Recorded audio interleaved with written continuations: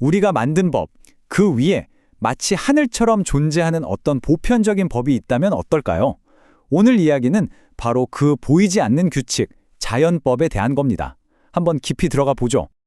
자, 이런 생각 한번 해보셨나요? 분명히 법전에는 그렇게 쓰여 있는데 마음속으로는 이건 좀 아닌데 하는 그런 법들이요. 이 질문이야말로 자연법 논의의 가장 핵심적인 부분입니다. 우리 양심이 이건 아니야 라고 외치는 바로 그 순간 우리는 이미 자연법의 세계에 발을 들여놓은 거죠. 자, 그럼 이 흥미로운 대립의 중심에 있는 두 주인공을 한번 만나볼까요? 바로 우리 인간이 직접 만든 법, 실정법하고요. 그리고 그 보이지 않는 규칙, 자연법입니다. 실정법은 아주 간단해요. 우리가 운전할 때 지키는 교통법규 같은 거죠. 특정 사회의 질서를 위해서 명확하게 딱 만들어 놓은 규칙. 그리고 국가는 이걸 힘으로 집행하고요. 근데 자연법은 좀 달라요. 예를 들어 생명은 소중하다는 생각, 노가 가르쳐줬나요? 아니죠. 그냥 우리 내면의 이성이나 양심이 당연히 그래야지 하고 알려주는 그런 보편적인 원리 같은 겁니다. 이건 뭐 시대나 장소에 상관없이 통하는 거고요. 바로 이 지점에서 자연법 사상의 가장 중요한 주장이 나옵니다. 뭐냐 하면 우리가 만든 이 실정법이라는 게 그 자체로 그냥 정당한 게 아니라는 거예요. 더 높은 도덕적 기준, 즉 자연법에 맞을 때 그때서야 비로소 이건 정당한 법이다 라고 말할 수 있다는 거죠. 그러니까 자연법이 모든 법을 평가하는 최종적인 잣대가 되는 셈입니다. 이런 생각이 뭐 갑자기 툭 튀어나온 건 아니고요. 정말 어마어마하게 깊은 역사적 뿌리를 가지고 있습니다. 자, 그럼 시간을 거슬러서 그 뿌리를 한번 찾아가 볼까요? 시작은 고대 그리스의 아리스토텔레스까지 올라갑니다. 이분은 공동의 선을 추구하는 데서 자연적인 정의가 나온다고 봤고요. 그 다음엔 스토아학파가 이 아이디어를 좀 더 체계적으로 다듬었어요. 인간의 이성으로 자연의 질서를 이해할 수 있다고 본 거죠. 그리고 시간이 흘러 중세로 가면 토마스 아퀴나스가 이걸 신학과 연결시킵니다. 자연법은 신이 만든 우주 질서의 일부고 우리는 이성을 통해 그걸 알 수 있다. 이렇게 설명한 거예요. 자, 그럼 이 오래된 개념이 현대로 넘어와서는 어떻게 바뀌었을까요? 먼저 개인의 내면에 집중했던 한 학자부터 만나보시죠. 네, 바로 자크 마리탱이라는 사람입니다. 이 사람은 자연법이 무슨 법전처럼 밖에서 주어지는 게 아니라고 봤어요. 그게 아니라 우리 존재의 본질 안에 이미 새겨져 있는 내면의 질서 같은 거라고 본 거죠. 이 문장이 마리탱의 생각을 정말 잘 요약해 주는데요. 우리가 자연법을 뭐 책으로 공부해서 아는 게 아니라는 거예요. 그냥 본능적으로 선한 것을 추구하고 다른 사람들과 어울려 살아가려는 성향, 이걸 통해서 직관적으로 이게 맞는 거구나 하고 느낀다는 겁니다. 진짜 우리 마음속에 있는 도덕적 나침반이라고 할 수 있겠죠. 그런데 마리탱이 여기서 아주 중요한 구분을 합니다. 자연법이 우리 모두 안에 존재하는 거랑 우리가 그걸 제대로 인식하고 실천하는 건 완전 다른 문제라는 거예요.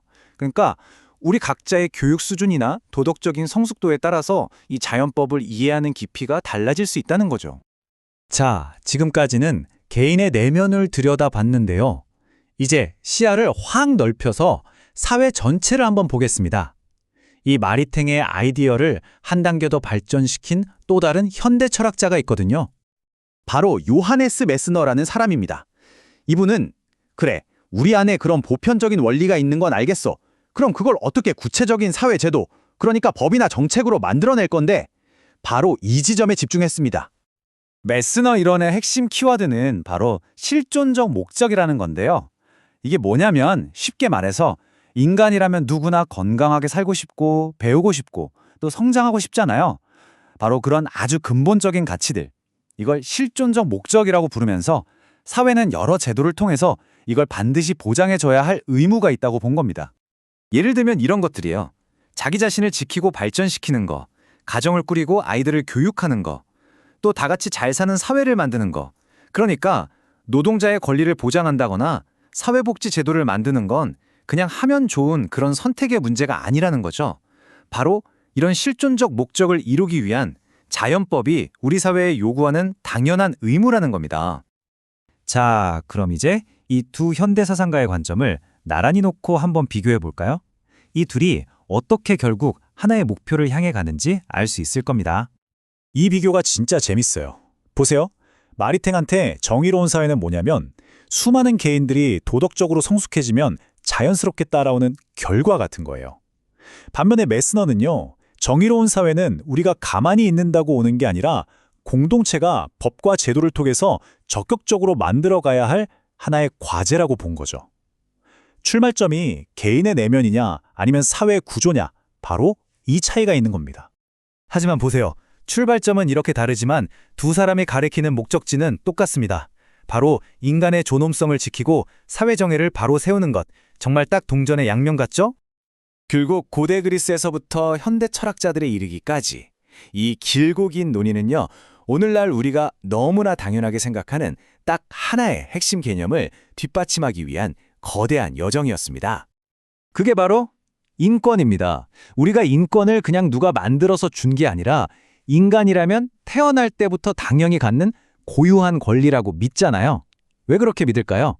그 철학적인 근거, 그 뿌리가 바로 이 자연법 사상에 깊숙이 박혀 있는 겁니다. 자연법은 우리에게 인권이라는 정말 위대한 선물을 줬습니다. 하지만 마지막으로 이런 질문을 던지면서 마무리하고 싶네요. 이렇게나 다양한 문화와 가치관이 공존하는 지금 이 세상에서 과연 모두에게 통하는 보편적이고 자연스러운 옳고 그름의 기준이라는 걸 우리가 정말 찾아낼 수 있을까요? 이 질문에 대한 여러분의 생각은 어떠신가요?